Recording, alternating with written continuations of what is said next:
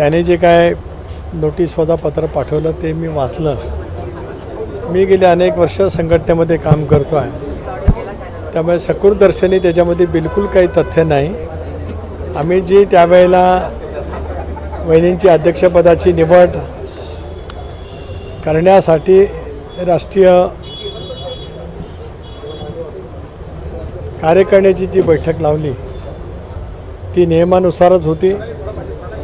बैठकीचं कामकाजसुद्धा नियमानुसारच त्या ठिकाणी झालं आणि वहिनींची निवड झालेली ही सुद्धा पूर्णपणे वैध पद्धतीची त्या ठिकाणी आहे.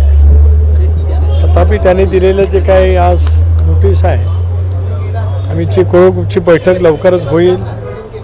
या संदर्भामध्ये आम्ही वकिलांकडून सुद्धा सल्ला घेऊ, माहिती घेऊ आणि त्यानंतर त्या संदर्भातली पुढची कारवाई करायची असेल ती करू.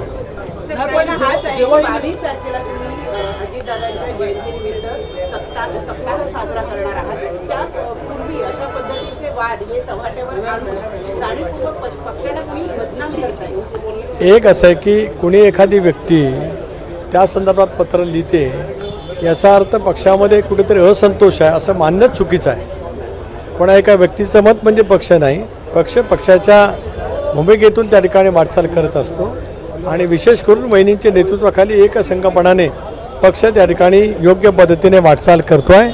उद्याच्या भवितव्याच्या कालावधीमध्ये सुद्धा ज्या वेळेला आम्ही काम करत असतो त्याला जिल्हा स्तरावरती, राज्य पातळीवरती वेगवेगळ्या सूचना येत असतात. त्या सूचना आहेत याचा अर्थ काहीतरी वेगळं असं मानण्याचं काही कारण नाही.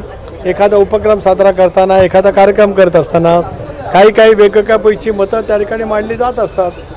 पक्ष आमचा हा लोकशाही माध्यमातून त्या ठिकाणी चालत असतो. त्या पद्धतीनेच पुढच्या कालावधीमध्ये आम्ही काम करत राहू.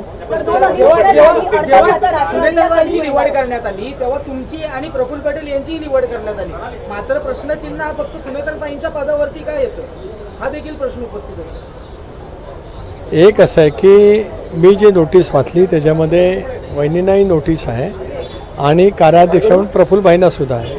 आता कोणी कोणाच्याबद्दल का प्रश्नचिन्ह निर्माण करावं त्याचं उत्तर मला देण्याचं काही कारण नाही आणि आपण मला विचारू नये असं माझी आपल्याला विनंती आहे.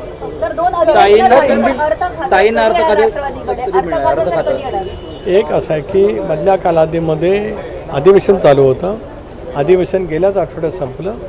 आज उद्या काहीतरी आम्ही कोर ग्रुपची मीटिंग घेऊ, माननीय मुख्यमंत्री महोदयांची वेळ मागू आणि या संदर्भामध्ये पुढची कारवाई त्यांच्याकडनं करावी अशी आम्ही त्यांना नक्कीच विनंती करू.